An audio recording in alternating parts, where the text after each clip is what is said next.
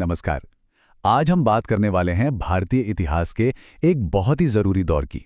एक ऐसा दौर जो शुरू हुआ सिंधु घाटी सभ्यता के पतन के बाद।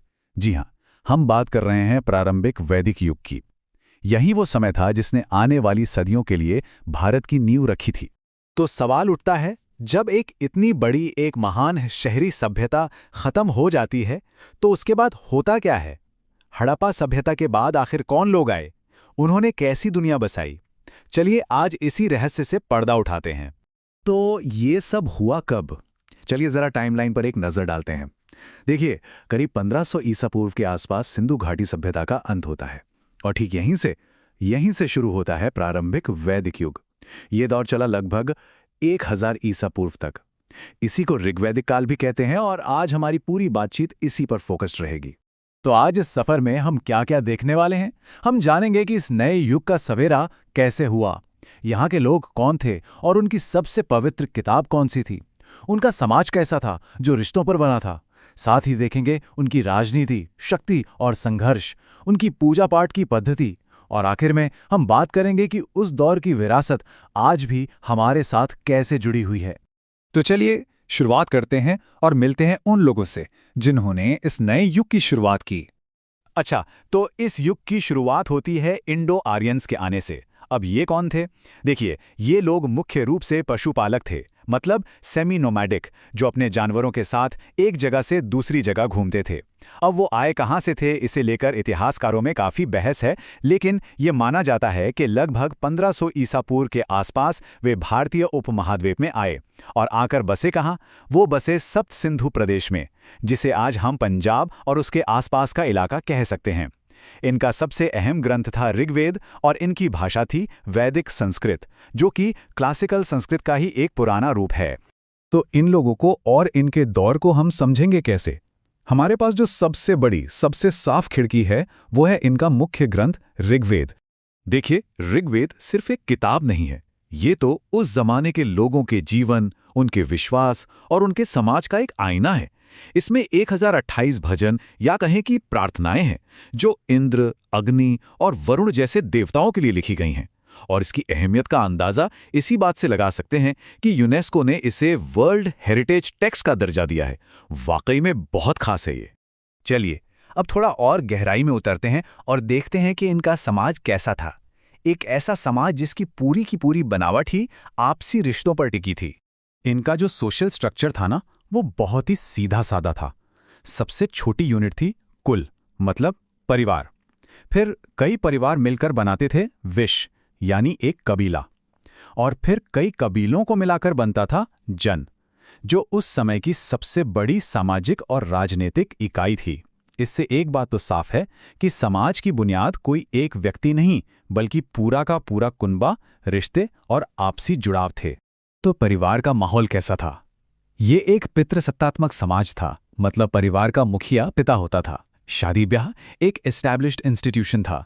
आमतौर पर तो एक ही शादी का चलन था, हाँ, लेकिन पॉलीगैमी यानी बहुविवाह के भी कुछ उदाहरण मिलते हैं। पर सबसे दिलचस्प बात क्या है जानते हैं?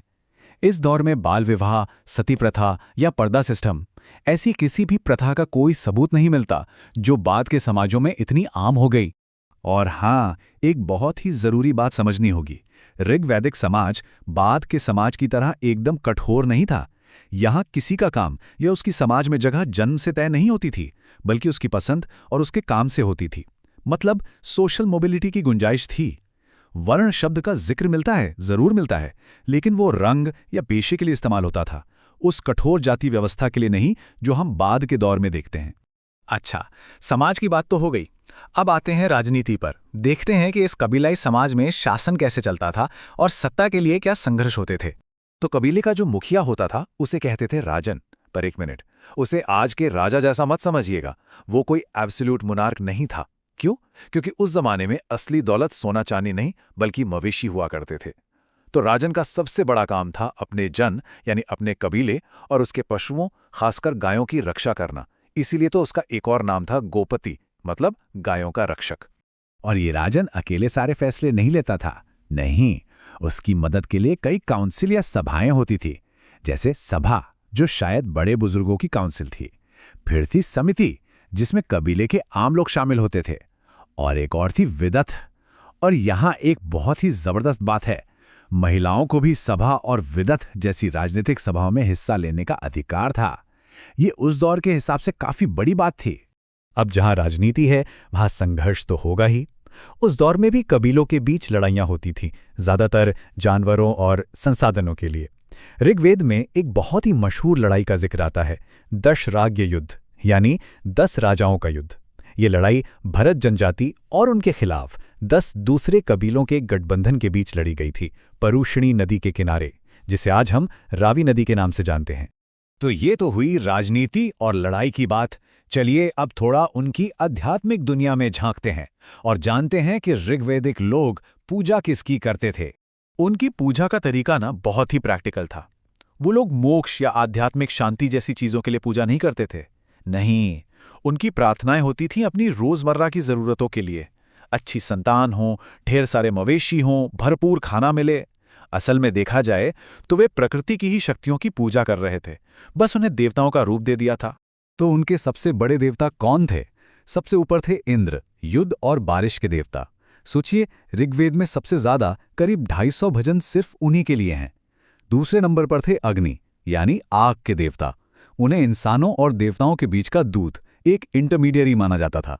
और फिर थे वरुण, जो पानी के देवता थे और जिन्हें ब्रह्मांड का नैतिक नियम बनाए रखने वाला माना जाता था। तो चलिए अब आते हैं सबसे अहम सवाल पर। इस हजारों साल पुराने इतिहास ने आज हमारे लिए आखिर क्या छोड़ा है? इसकी विरासत क्या है? शायद इसकी सबसे बड़ी और सबसे सीधी विरासत तो हमारे देश के नाम में ही छिपी है। जी हाँ, आज हम जिसे भारत कहते हैं, ये नाम ऋग्वेद की उसी शक्तिशाली भरत जनजाति से आया है जिसने उस 10 राजाओं के युद्ध में जीत हासिल की थी। कितना फैसिनेटिंग है ना? और यहीं पे आके एक बड़ा सवाल हमारे सामने खड़ा होता है। आखिर कैसे एक इतने सरल पशुपालक और कबीलाई समाज ने उस विशाल सभ्यता की नींव रख दी जिसने आगे चलकर दुनिया को इतने बड़े बड़े साम्राज्य और इतने गहरे दार्शनिक विचार दिए? शायद यही इस युग की सबसे बड़ी और स्थायी विरासत है, एक सवाल जो हमें आज भी सोचने पर मजबूर करता है।